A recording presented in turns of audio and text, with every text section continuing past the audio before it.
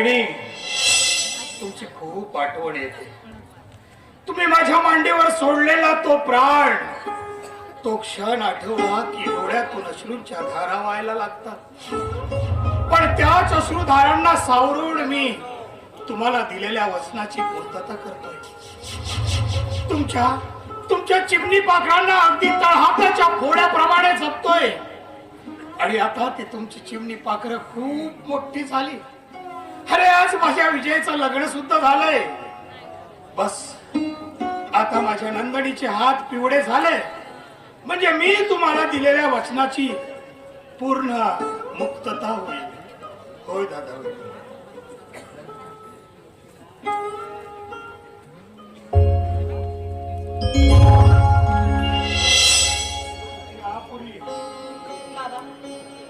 तुमच्या तोंडून पोरी हा शब्द ऐकताना मनाला किती आनंद झालाय म्हणून सांगू.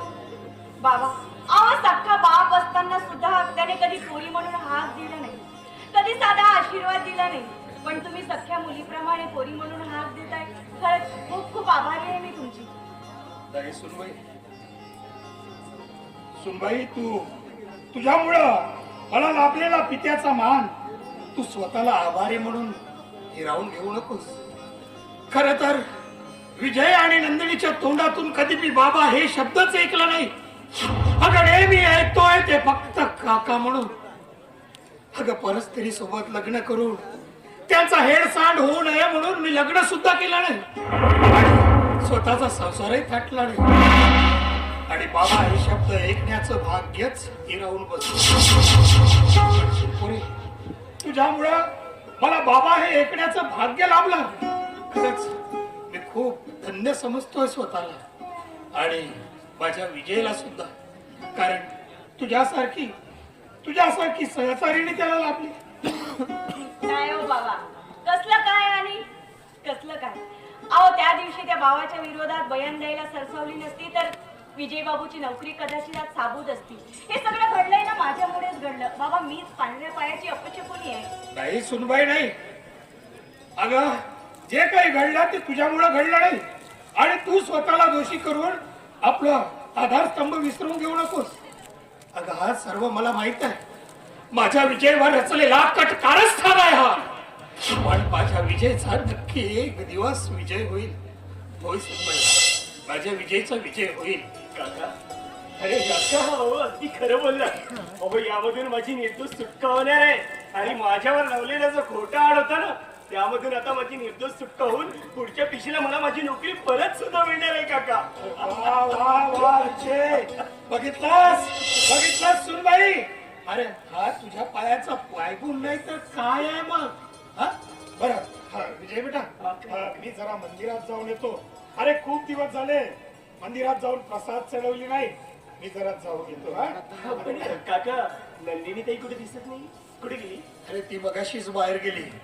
काहीतरी खरेदी करायची असेल तिला म्हणून गेली. ती येईलही कदाचित. बरं, मी येतोय. सांभाळून जा. सांभाळून जा बाबा.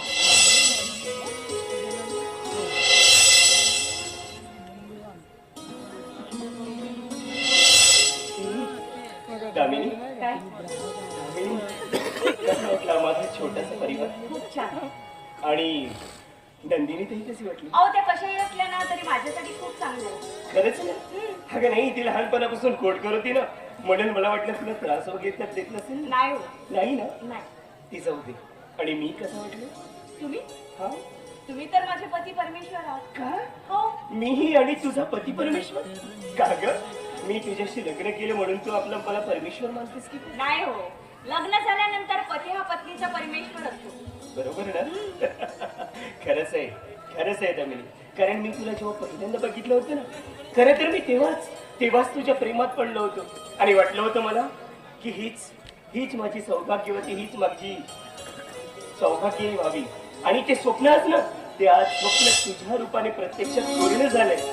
आणि हो, मी जे स्वप्न बघत होता ना, ते स्वप्न आज माझ्या प्रत्यक्ष तोंडामध्ये उद्गारत आहेत. आणि काय म्हणत आहेत सांगू?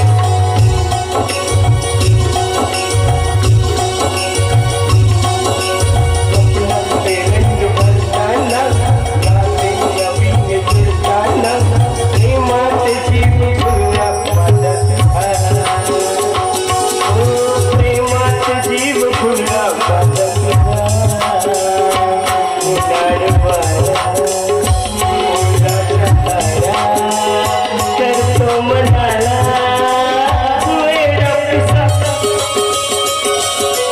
स्वप्नाचे रंग भरताना नाचे नवीन जुळताना स्वप्नाचे रंग भरताना नाचे नवीन जुळताना प्रेमाचा जीव भरला माझा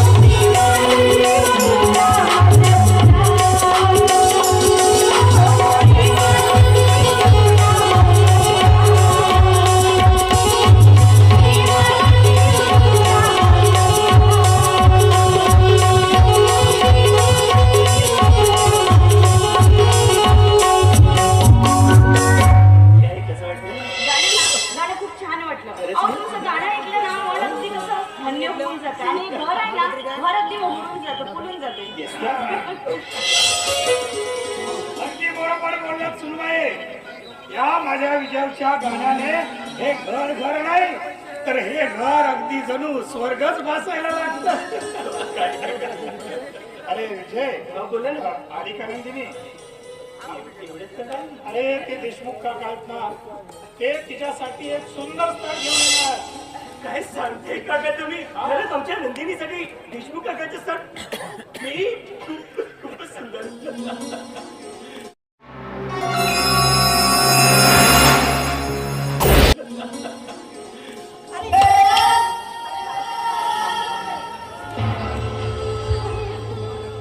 हे नंदिनी, अगं हा हार वगैरे काय प्रकार आहे आणि कोण आहे? म्हणजे मी लग्न करून आलेली दिसत नाही वाटतं तुम्हाला?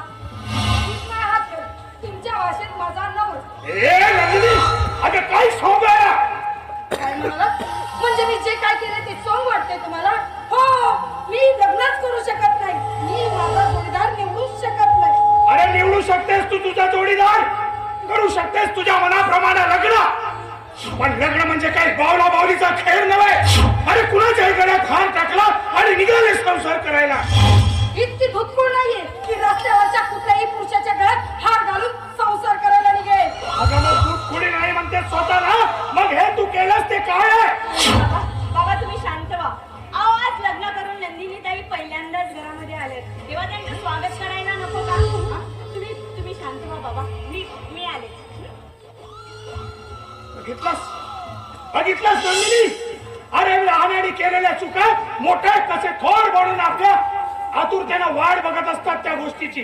अरे मी सुद्धा आतुरतेनं वाट बघत होतो की तू लग्न कुणाशी करतेस, माझा काही हरकत नाही, पण तुझंही लग्न थाटा माटा ठेवावं आणि याच हाताने मी कन्यादान करावं, फक्त ते तुझ्या वडिलांना आईला दिलेल्या वचनासाठी.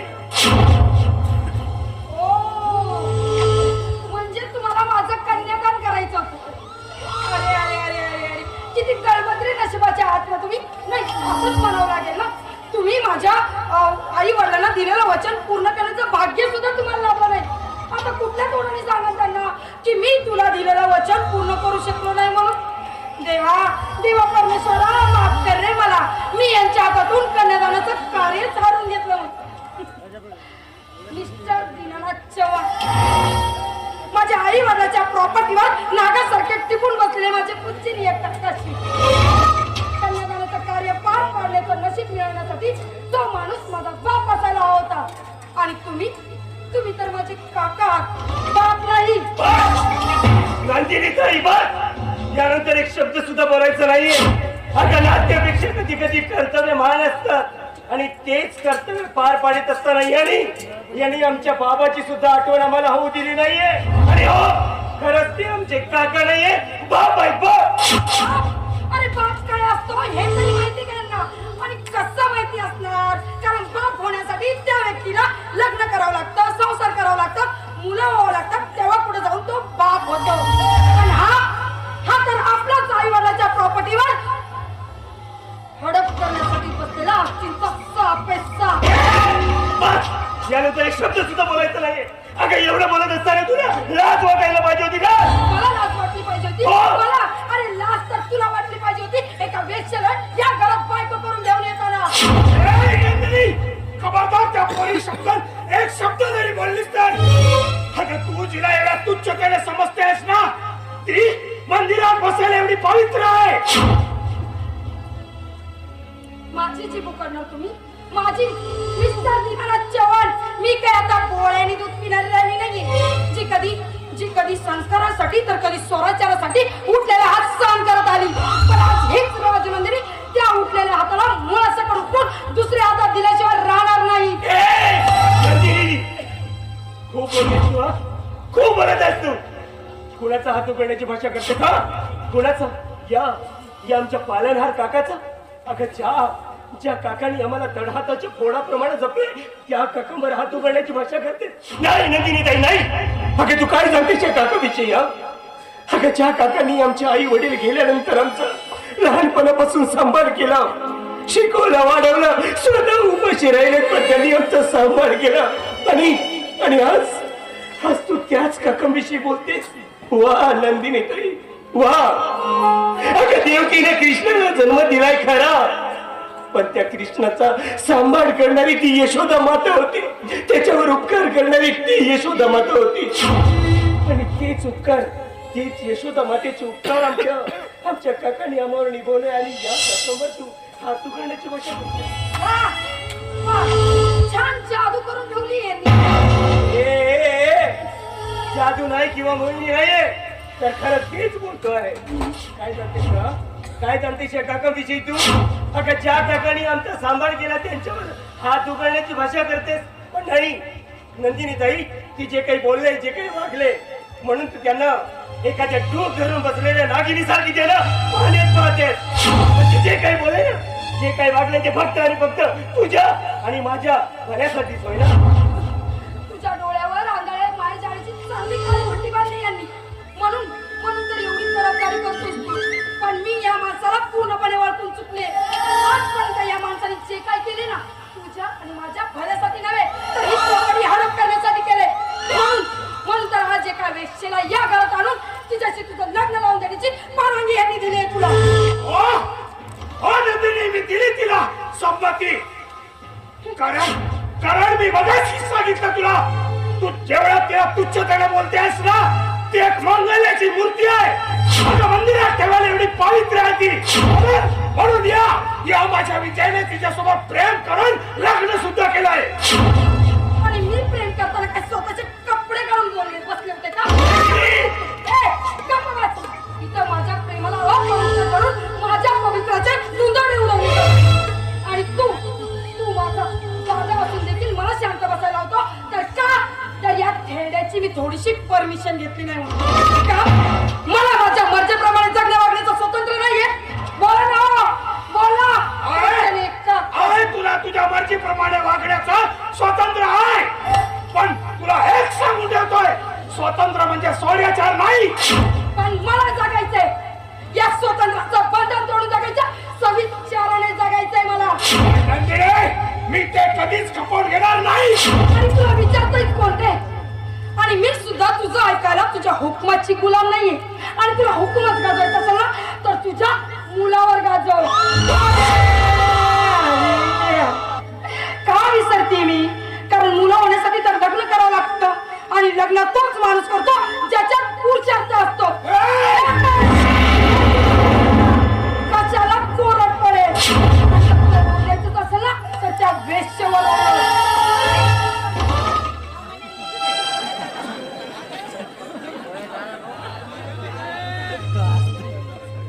पहिल्यांदाच लग्न करून तुम्ही घरामध्ये आला तेव्हा माप ओलांडा आणि घरामध्ये प्रवेश केला. या असे या सामोर या ओवाळते मी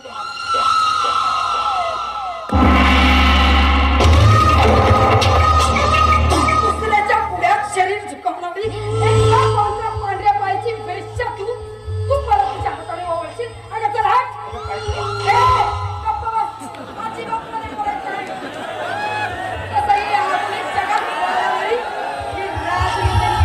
तुझ्या या रूढीत परंपरांना अजिबात मानणार नाही.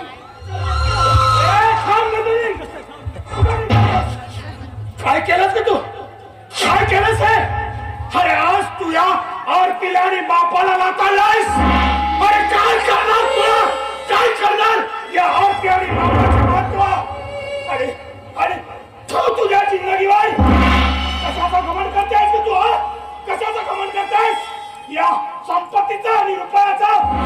एक गोष्ट लक्षात ठेव, ज्या दिवशी तुझ्याकडे ही संपत्ती आणि रुपया नसेल ना, तर या गावातील काळात कुत्रा सुद्धा तुला विचारणार नाही. माझा चुकला नाही सोडणार मी तुला. नाही तुला या घरचा नोकर बनून तुला चुकलं पुसायला लावलं तर नाव सांगणार नाही राजनंदनी. राजनंदनी. हम धन भी रखते हैं और गन भी रखते हैं. तू बच के रहना बेटा काका, वरना तुझे ठोकने का हम गन भी रखते हैं.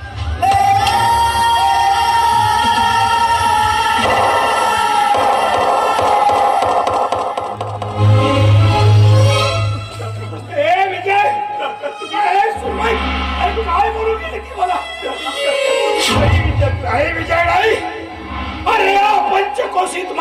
मान आणि प्रतिष्ठा आहे, पण या कारकीने माझं मान तर धुळीस मिळवलंय रे. अरे एक प्रकारचा तिने माझ्या छाताळात खानगीरच खुपसला आहे विजय. अरे ज्या मुलीसाठी मी रक्ताचं पाणी केलं, अख्खं आयुष्य माझं पणाला लावलं, आज तीच राजनंदिनी माझ्या काळजावर वार करून गेले. विजय विजय विजय मी हारलोय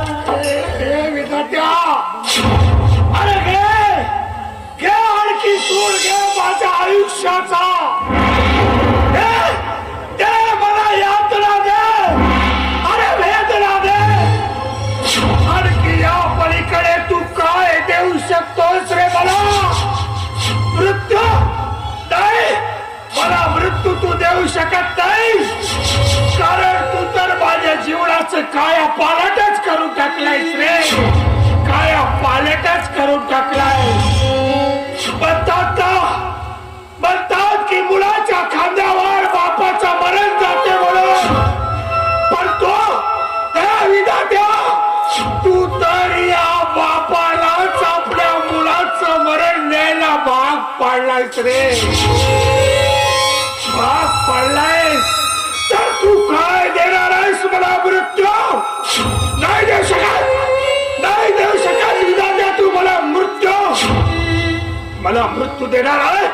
ही माझी मुलगी, आजपर्यंत तिच्या पायाला मी कधी काटा घडू दिला नाही, ती मला माझी मुलगी देणारा मृत्यू तू नाही देऊ शकत. अरे गाजमार भातासाठी मला डोळासारखी राबायला लावतेस, तर ती देईल मला मृत्यू. अरे परमेश्वरा, माझ्या आयुष्याकडे फक्त आणि फक्त तू एकटक बघत राहा आणि हस तू माझ्यावर. हसण्या पलीकडे आणखी काय करू शकतोस? काही करू शकत नाही. अरे फक्त तू दगडाचा देव आहेस, दगडाचा. अरे तुला कधीच पाजर फुटणार नाही, कधीच पाजर फुटणार नाही, कधीच पाजर फुटणार नाही.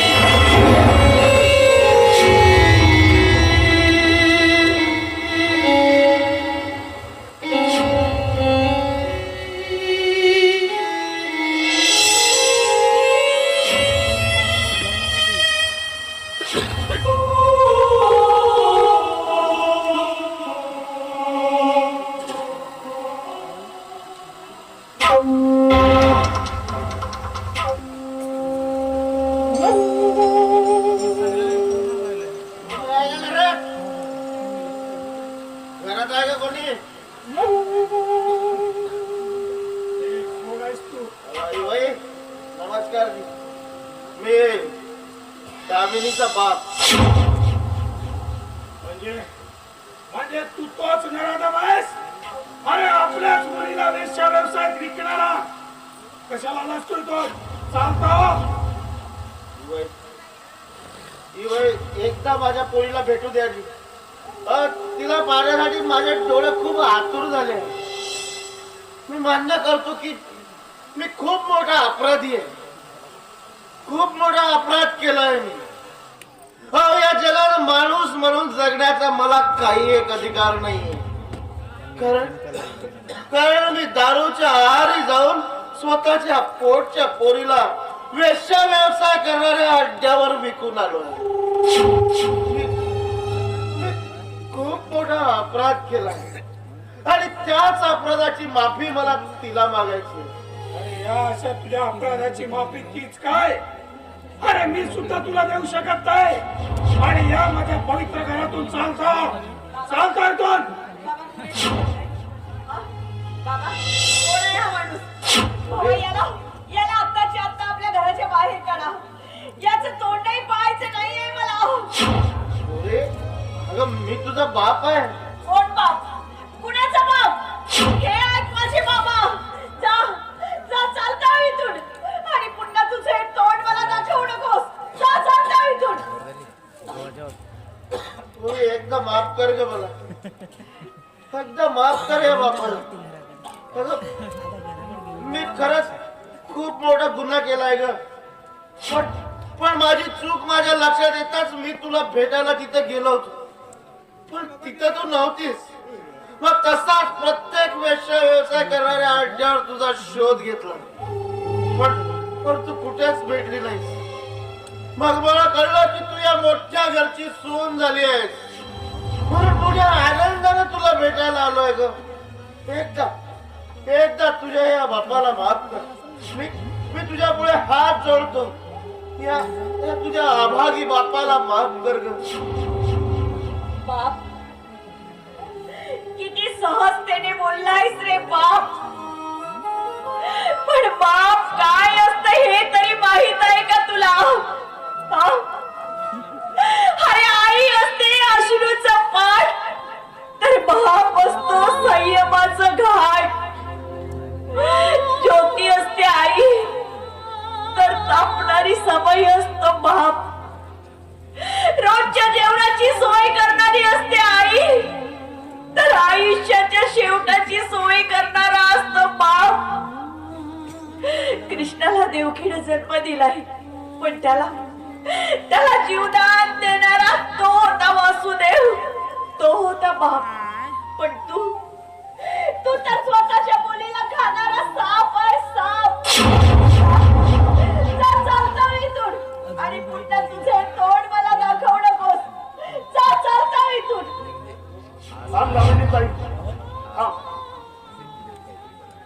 मान्य करतो की तो गुन्हेगार आहे, पण तो माफी मागतोय, हात जोडतोय, हात पसरवतोय. मग त्याला माफ करायला काय हरकत आहे?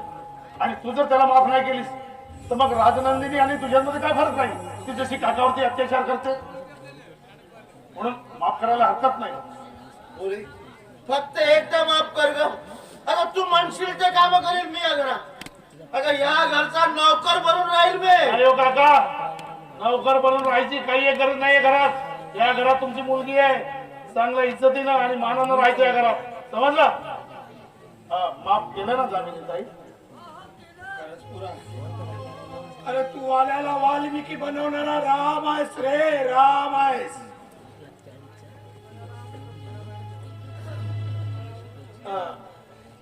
तेवढी मोठी पदवी देऊ नका काका. मी तुमचं ते तेवढे मोठे मोठे शब्द ऐकून मी कसं भारावून गेलो काका. माझं मीच विसरून गेलो काका. काका नाही, मला एवढी मोठी पदवी नको. फक्त माझी एक शेवटची इच्छा आहे की राजनंदिनी तुमच्यावर जे अत्याचार करते ना ते दूर करण्याचं बळ माझ्या अंगी येऊ. बस हेच शेवटची इच्छा आहे माझी काका. साहेब तुमचे लय उपकार झाले साहेब. मी आता एक काम करतो, मी माझा कपडा लत्त्याचा गाठोडा घेऊन येतो.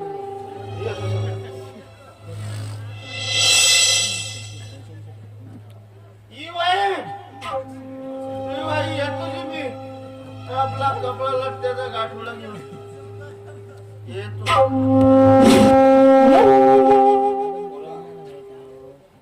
जशी माझी सुनबाई मुलीच्या रूपाने मला मिळाली, आज तसाच तू मुलगा मिळण्याचा भास होतोय मला. बोला सुनबाई, ते जरा मंदिरात जाऊन येतो बोला. या काका, या काका, सांभाळून. बाबांना आणि मला खूप सांभाळलं तुम्ही. खूप खूप आभारी आहे. अगं यात आभार कसले, हे माझं कर्तव्य होतं ना. जा तू आपण जाऊन आराम कर, मी नंदिनीला समजवतो.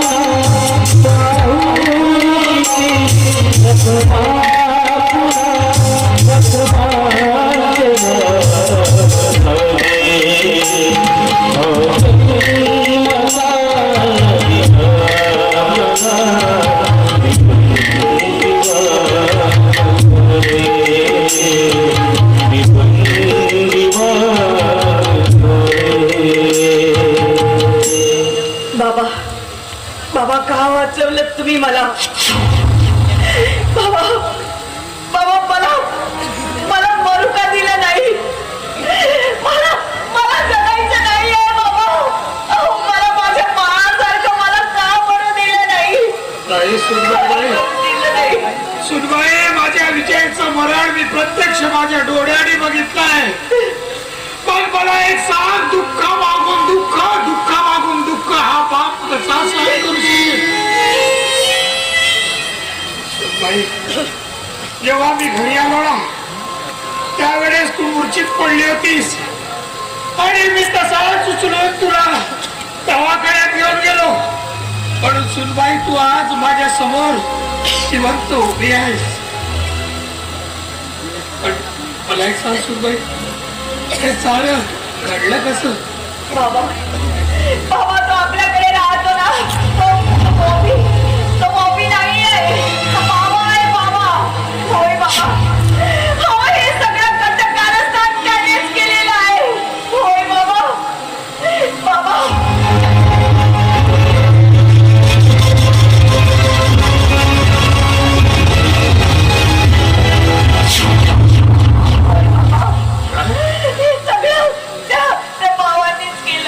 म्हणजे माझ्या विजयाचे दोन्ही हात कापडा आणि त्याला दारू बाजून मारणारा तो हरामखोर बाबा होता. नाही, मी त्याला जिवंत सोडणार नाही. त्याला जिवंत.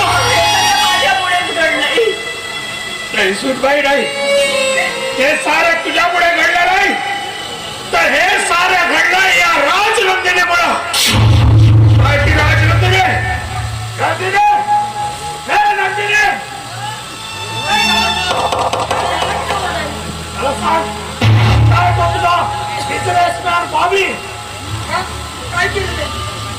किती किती निर्लज्जपणे विचारतेस का? काय केलं त्याला म्हणून? आणि त्याच्याशिवाय बेशरमपणे वागायला तुला लाज वाटली नाही? आणि तुला माहित आहे तो भावी कोण आहे म्हणून? अगं स्त्रियांची दलाली करणारा तो एक दलाल आहे, दलाल. आणि एवढंच नाही तर माझ्या विजयचे दोन्ही हात कापड त्याला दारू वीज पाजून मारणारा तो दलाल होता बाबा. एवढंच नाही तर या घरातील संपूर्ण लोकांचा सर्वनाश करण्यासाठी तो इथे येऊन बसलाय. हो का? पण आजपर्यंत त्यांनी मला कसलीही हानी पोचवलेली नाहीये. नंदिनीताई, अहो, खरं आहे हे. नंदिनीताई, अहो विश्वास करा आमच्यावर. अहो मी खरं सांगते, तो गोबी नाही आहे, तो बावा आहे, बावा. अच्छा, तुझ्यावर विश्वास करू? बर बर, मला सांग, तो बॉबी नसून बाबा हे तुला कसं माहिती? अहो नंदिनीताई, त्या दिवशी त्यांनी स्वतःच्या तोंडाने सांगितलंय. एवढंच नाही, माझ्या पोटावर मारून माझ्या पोटातल्या बाळाला त्यानं मारून टाकलं. एवढंच नाही, अहो माझ्या बाबांनी त्याला मला विकलं होतं.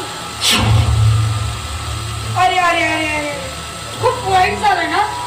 आता पांढऱ्या पायाची अवधसे किती खोटाडी आहेस का तू? किती नालायकपणाने असे शब्द यूज करते तू. काय म्हणालीस? माझ्या पोटातल्या बाळाला मारून? हा? होय.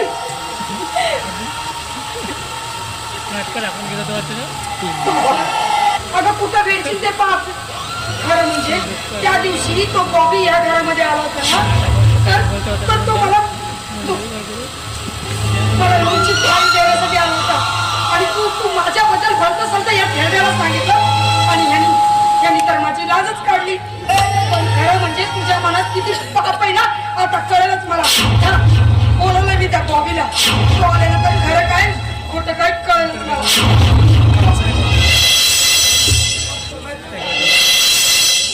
मला बोलवला बॉबी, अरे बरं झालं आलास तू. सांग यांना खरं काय ते. ही उलटा तुझ्यावर आरोप करते. काय आरोप करते? तू तुझ्या पोटातल्या बाळाला मारलं. सांग बॉबी. आणि हिच्या पुढच्या बाळाला हो, सांग त्या थेरड्याला सांग खरं काय ते.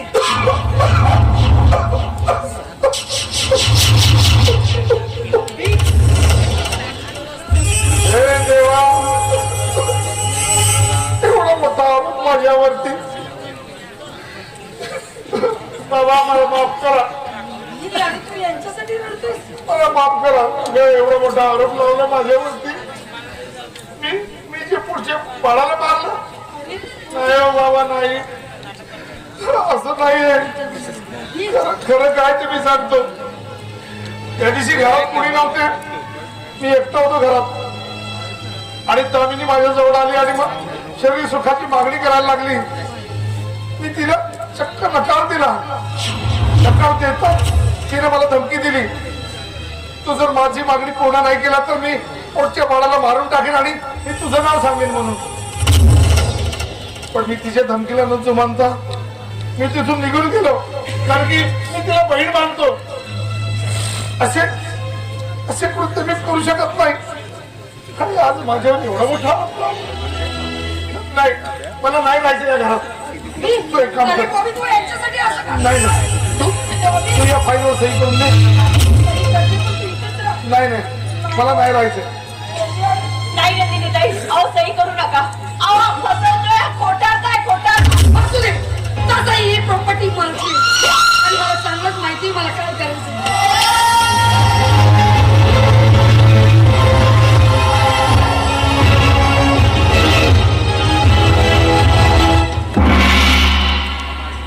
आता नक्की काम होईल ना?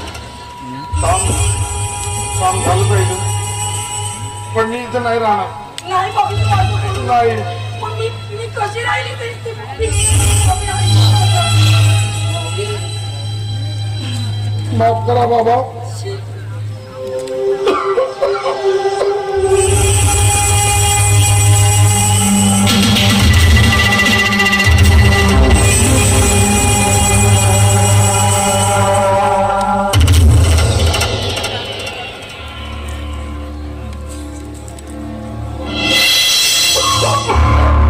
आई, असं का बोलतोस? तू इथेच थांब.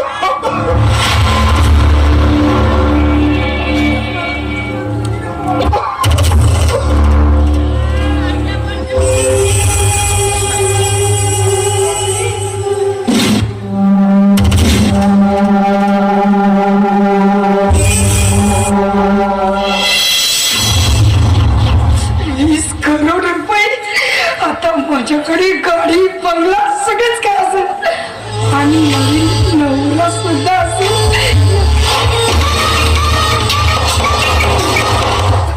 बाबा बाबा अहो तो जो काही बोलला ना ते सगळं खोटं आहे. बाबा तुमचा विश्वास आहे ना माझ्यावर. मी असं काहीही केलेलं नाहीये.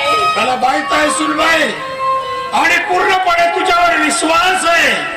ही राजनंदिनी आहे ना, राजनंदिनी हा गाईला पैशाचा घमंड चढला आहे म्हणून आज ती त्या सैतानाला सुद्धा साव समजायला लागली आहे. असू दे पोरी, पोरी 2 दिवस झाले माझ्या पोटात अंडळ आहे. माझ्यासाठी काहीतरी खाण्याचं घेऊन ये. बाबा तुम्ही थांबा. मी आले.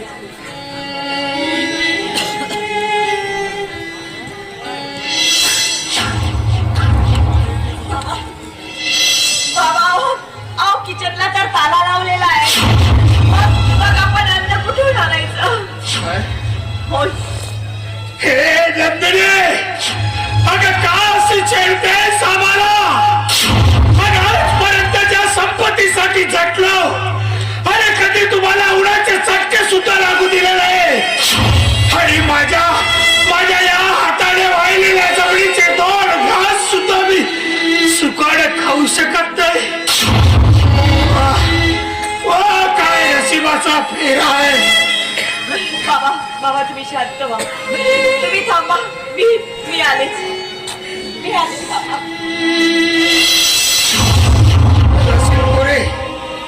आणि कुठून आणणार आहेस तू माझ्यासाठी अन्न? अगं घरच्याच अन्नाचे दरवाजे तुझ्या माझ्यासाठी बंद झाले तर कोण परके लोक तुला अन्न देणार आहेत पोट भरण्यासाठी? त्यापेक्षा मी नाही खाल्लेलं बरं.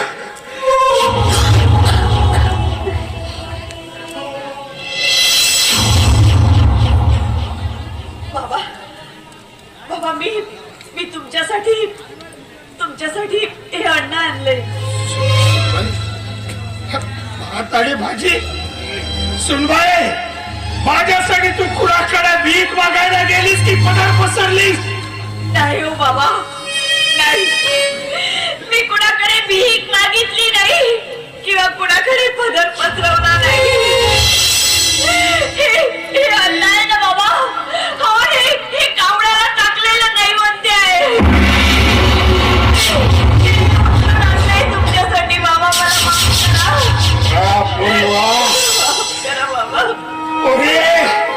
या धुण्याची रीतच नाही आहे ग, रीतच नाही आहे. माणूस जेव्हा जिवंत असतो ना त्या माणसाची कुणालाच कदर नसते. त्याची हेळसांड केल्या जाते आणि तोच माणूस जेव्हा मरतो ना तो माणूस मेल्यानंतर कावळ्याच्या रूपाने त्याला पोळीचं जेवण दिल्या जाते. पण जिवंतपणी त्याला काहीच किंमत नसते. तो कावड्याचं जरी अंड असेल ना, माझ्या पोटात असणारी असहाय्य झालेली भूक त्याच अंड्याने थांबणार आहे. माझं पोट जर त्याच अंड्याने भरत असेल ना पोरी, मी त्याच अंड्याने माझी भूक भागवतोय.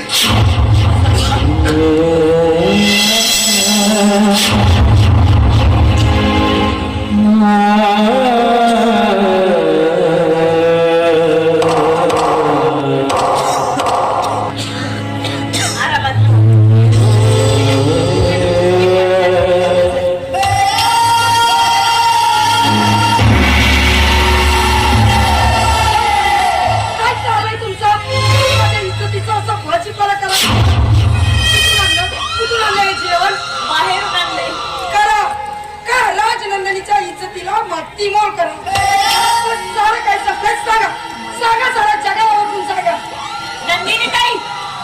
तुम्ही किचनला ताला लावला होता, मग कुठून आणायचा आम्ही आता? आणि भीक मागून आणायचा? कोण ना भीक मागून आणायचा? नाही तू 8 दिवस हॉस्पिटलमध्ये आराम करत होती, मग काय कोल्यात कुत्र्यासाठी रिकामी देऊ का ती कोण हात नाही मागायला, पण मुद्दाम माझी बेइज्जती करायची असत बाजार टाकून. शी लवकर ते साफ करा. चला उठा लवकर.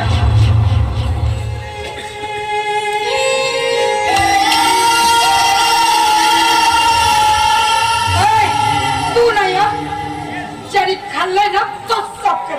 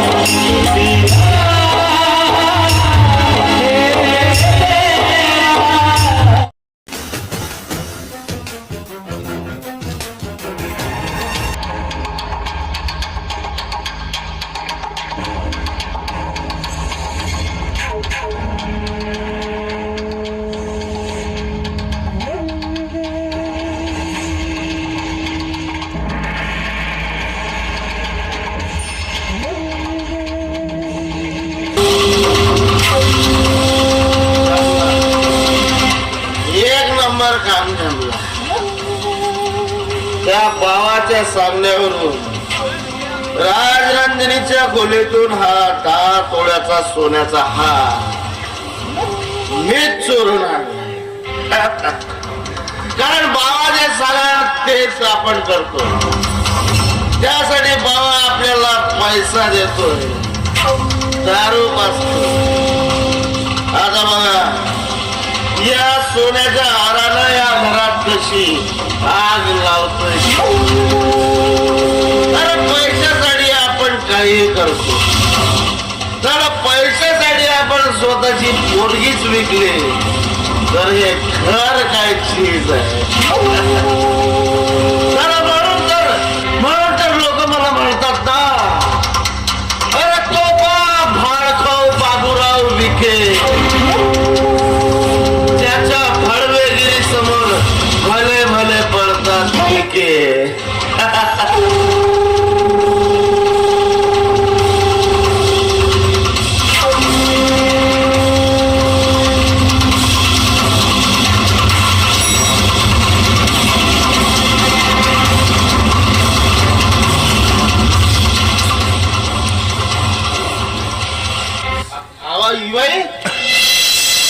महाराज करून ठेवले तुम्ही 4 दिवस का घरात बहुत तब्येत खराब केला तुम्ही.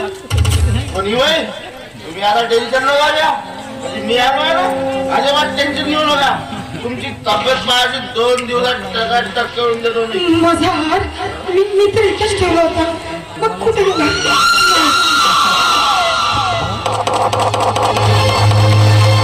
माझा हार कुणी बघितला का? माझा हार चोरीला गेला. कुणी चोरला असेल? तू बाबूराव ना? तू या घरात आला आणि प्रत्येक खोलीची साफसफाई केली. सांग माझा हार का चोरला तू? मी काय चोरूची कुत्र्यासारखा मला भाकर तुकडा देतात तोच माझ्यासाठी पोहत आहे. पण या घरात तुमच्या तिघांशिवाय आहे तरी कोण? जा बोलू तुझ्या पोरीला आणि विचार कोणी चोरला तो. बोले दामिनी तू बाईसाहेबाचा हार घेतलास का? हो काय बोलताय मान आहे का तुम्हाला? नाही घेतलं. अरे मग या घरात तुमच्या तिघांशिवाय आहे तरी कोण? किंवा तुम्ही चोरला का जी बाईसाहेबाचा हार? ए माझ्या दारावरच्या कुत्र्या, अरे काय मी माझ्या घरात नीट चोरी करणार? दारावरचा कुत्रा हाच प्रामाणिक असतो हे का विसरता तुम्ही? नाही मला असं वाटलं की बाईसाहेबाचा हार तुम्ही चोरल्या म्हणून. म्हणजे म्हणजे या घरात मी चोरी केली असं म्हणायचं आहे तुला? थांब 1 मिनिट थांबतो.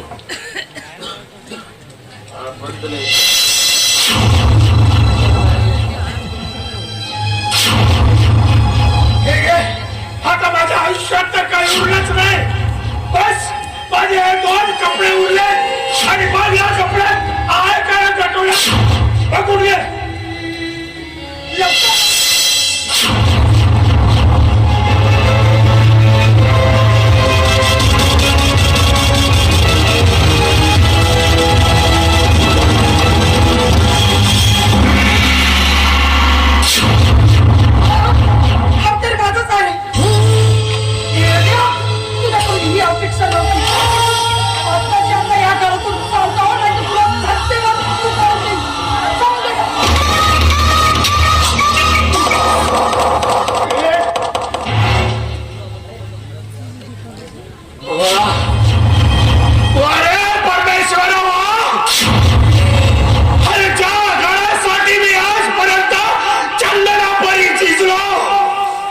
त्याच घरात मी आज चोर करला जातोय रे, चोर करला जातोय.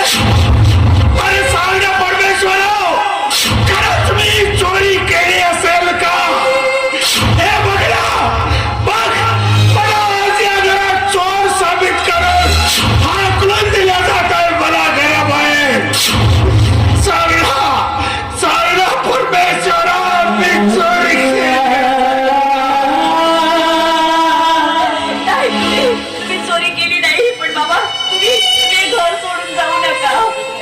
आणि तुम्ही जर हे घर सोडून गेलात ना तर मी सुद्धा तुमच्या सोबत येईन बाबा. कारण मला इथे नाही राहायचं आहे. या जगामध्ये माझं कुणी नाही. अरे पोरे, हे तुझं हक्काचं घर आहे. अगं मी राहील कुठे, जाईल कुठे? अगं मी जगेल त्या उन्हात, पावसात, कुरकुरत्या थंडीत जगेल मी कसाही. जगेल उमरी जगेल. बहुत भाषण ऐकलं मी तुमचं, बोर झालं. अरे बापरे वय, तुमची तब्येत तर बहुतच खराब झाली जी. आपला डोळा का बाई, तुम्ही अजिबात काळजी करू नका. तुम्ही एक काम करा, तुम्ही आत्ताच्या आत्ता 0 मिनिटात ह्या घरातून चालते.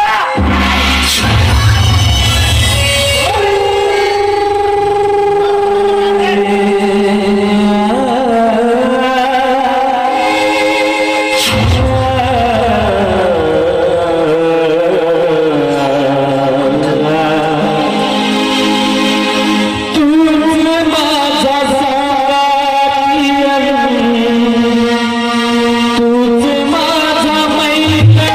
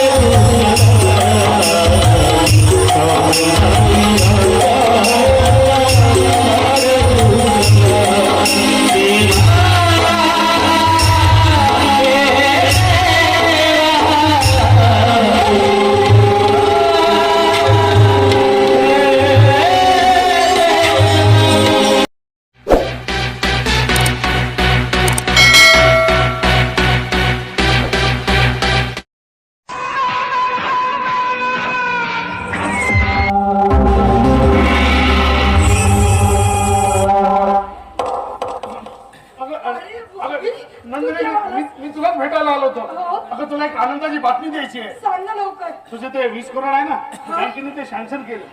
काय?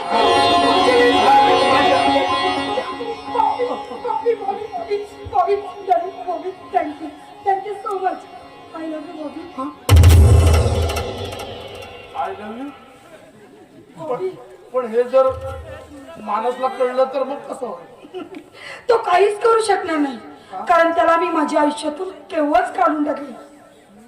हो, खरं बोलते, मला तर विश्वासच पटत नाही. बॉबी, जेव्हापासून तू या घरात आलास ना, हा? तेव्हापासून तू मला खूप आवडायला लागला. मी तुझ्या प्रेमातच पडले बॉबी, खरंच. आणि मी पण जेव्हा तुला पहिल्यांदा बघितलं ना, त्या ड्रेस मध्ये खूप सुंदर दिसत होतीस. खरंच खरंच मला खूप आवडतेस ग तू. बॉबी. बॉबी, एक बोलू नंदिनी, आपण आता कधी एकमेकांपासून दूर व्हायचं नाही, बरोबर? हो, प्रॉमिस. प्रॉमिस. आता एक काम कर ना, हो. चल आपण दोघंही बेडरूम मध्ये जाऊ. नाही नाही नाही. नाही नाही बॉबी. अगं ऐक नंदिनी, एक नाही बॉबी. अगं एकदम तुझं सांगितलेलं कळत नाही का तुला? हा? नाही सगळ्या बायका तशाच असतात. बॉबी.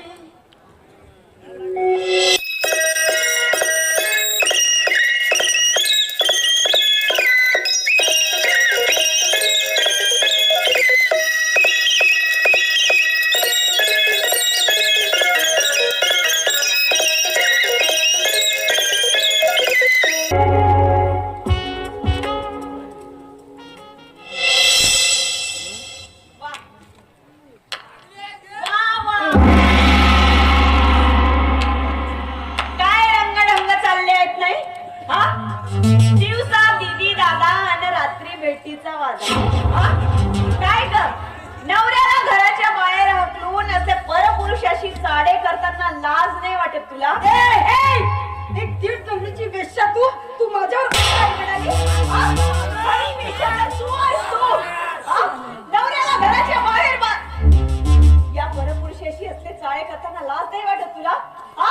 हे तुझे रंगढंग आहेत ना, या जगाला ओरडून सांगेन मी. आणि एवढंच नाही तर हे सगळं ना मानस दादाला आणि बाबांना सुद्धा सांगेन, कळलं? वहिनी अगं तू समजते तसं काहीच नाही. यांच्यामुळे बँकेत माझी लोनची फाईल सबमिट झाली ना, त्या आनंदाच्या भरात मी यांना मिठी मारली.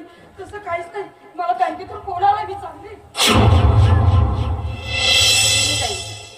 तू सरड्यासारखी रंग बदलत आहेस हे मला कळत नाही असं समजू नकोस, पण मी हे सगळं कृत्य मानस दादाला नक्कीच सांगते. ताई, मला माफ कर. नाही, मला माफ कर. कधीच नाही.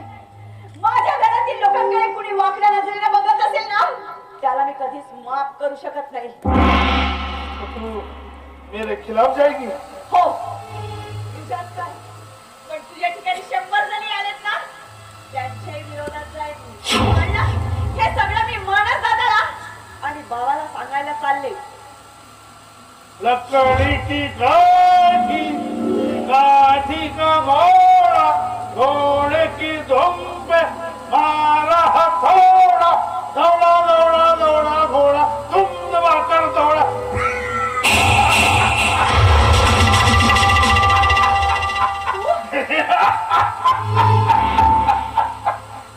हम बाबा भाभी बनकर खाया पिया, किसी को शक भी नहीं हुआ.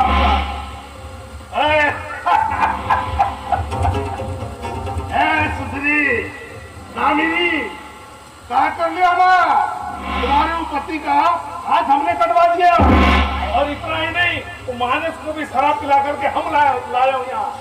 और इतना ही नहीं, तुम्हारे बाप को भी घर में हम लाया हूँ. क्या कर लिया रहना?